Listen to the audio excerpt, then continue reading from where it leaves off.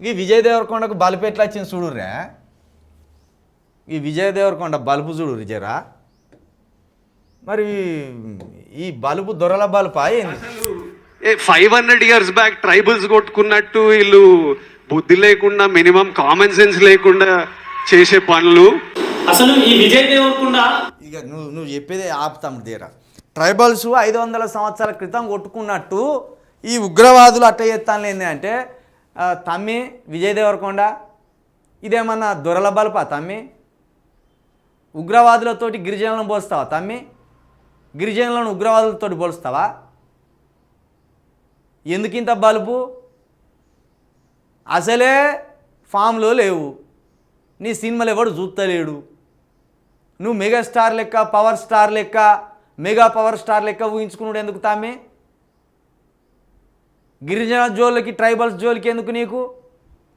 ఏది మాట్లాడినా ఏదో చెల్లిపోతుంది అనుకుంటే ఎట్లా? నీ కావురం తగ్గించుకోచేరా. ట్రైబల్స్ జోలికి ఎందుకు అత్తివి? ట్రైబల్స్కు నువ్వు పాకిస్తాన్ ఉగ్రవాదులకు లింక్ ఎందుకు పెట్టావు నువ్వు?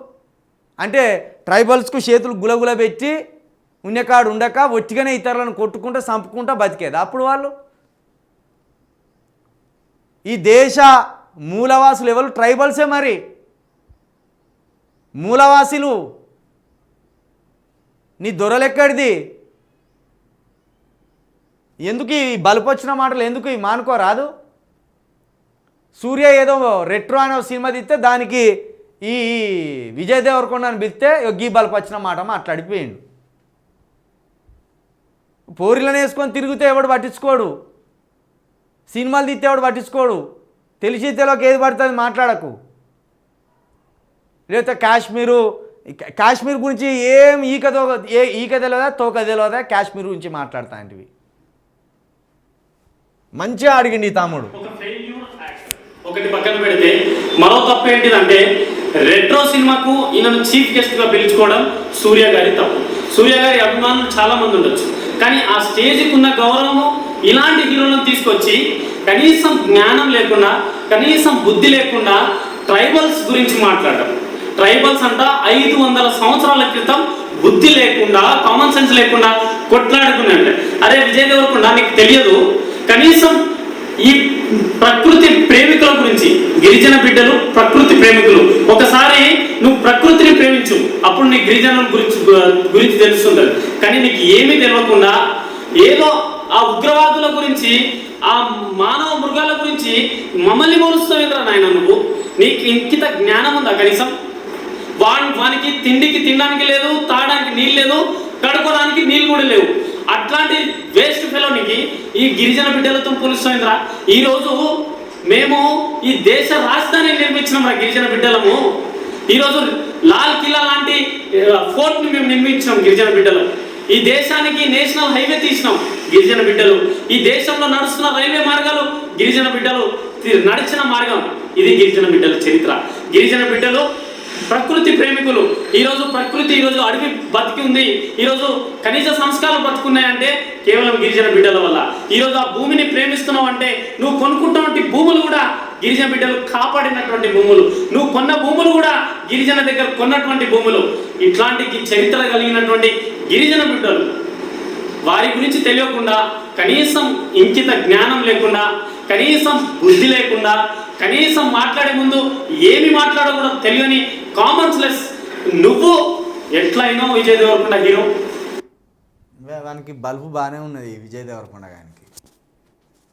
ఈ బల్బు వచ్చిన మాటలు చాలాసార్లు మాట్లాడిన వాడు. కాకపోతే ఏంటంటే వాడు తెలంగాణ స్లాంగ్ మాట్లాడుతాడు అనేది ఒకటి ఉపేక్షిస్తాను వాడిని పట్టించుకోకుండా. వాడు మాట్లాడేది కరెక్ట్ తెలంగాణ స్లాంగ్ కూడా కాదు, ఒక రకంగా ఉంటుంది అది.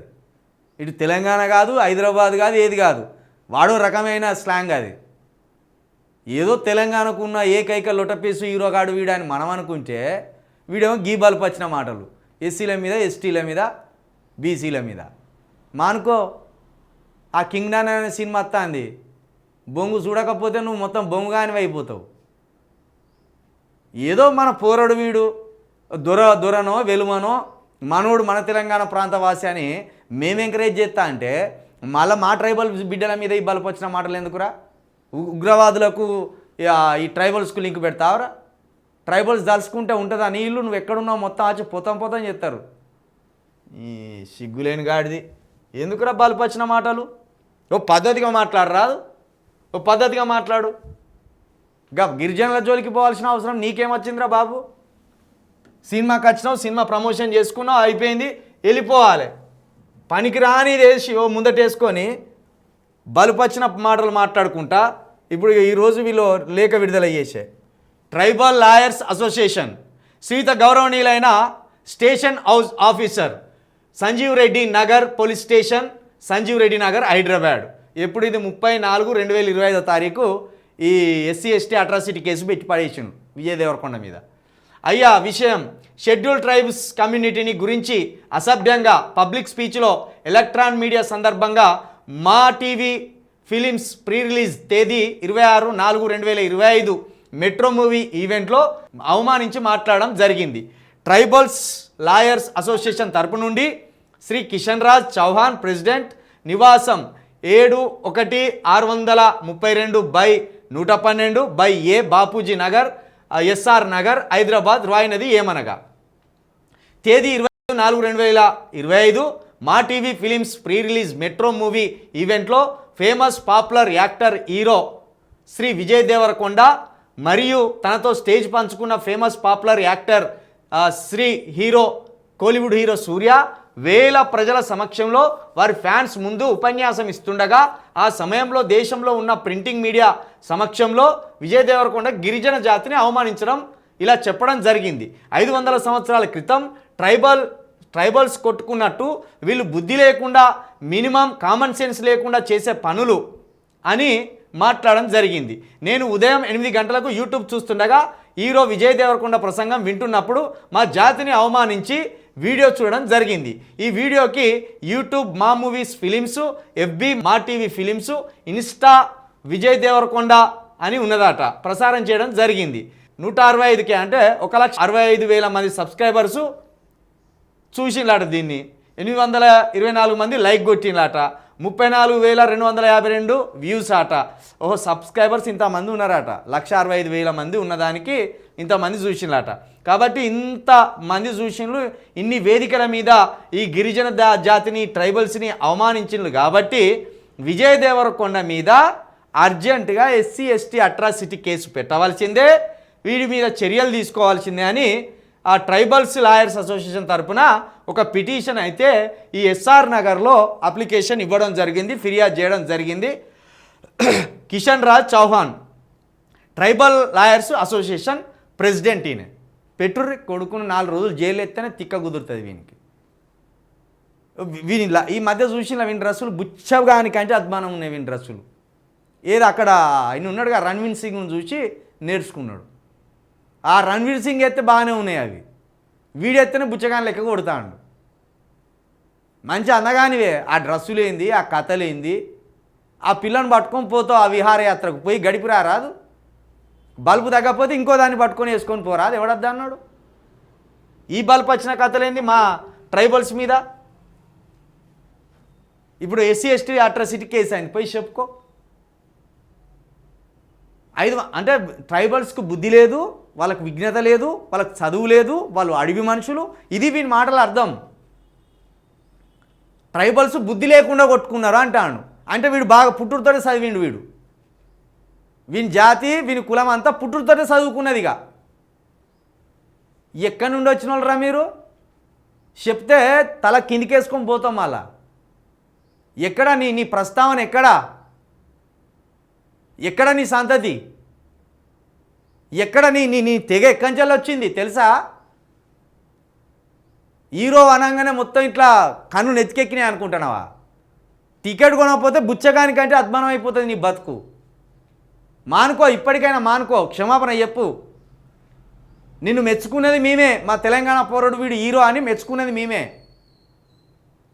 మా తెలంగాణలో మా SC BC STలు సినిమాలు చూడకపోతే మీ బతుకులు ఎంతరా? మీ బతుకులు ఎక్కడుంటాయి? SC BC STలము సినిమాలు చూడకుండా థియేటర్స్కు రాకుండా ఉంటే మీ బతుకులు ఎంత? ఇంత అహంకారం వచ్చేదా?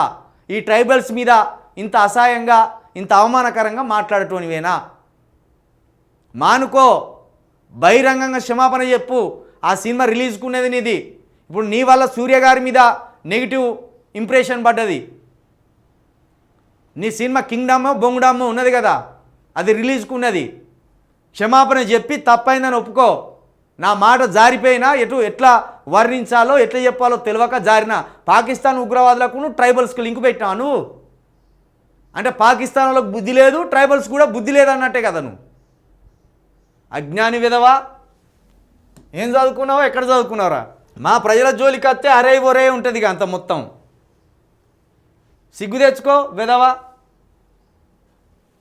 సిగ్గు లేకుండా అని సిగ్గులేని కథలు.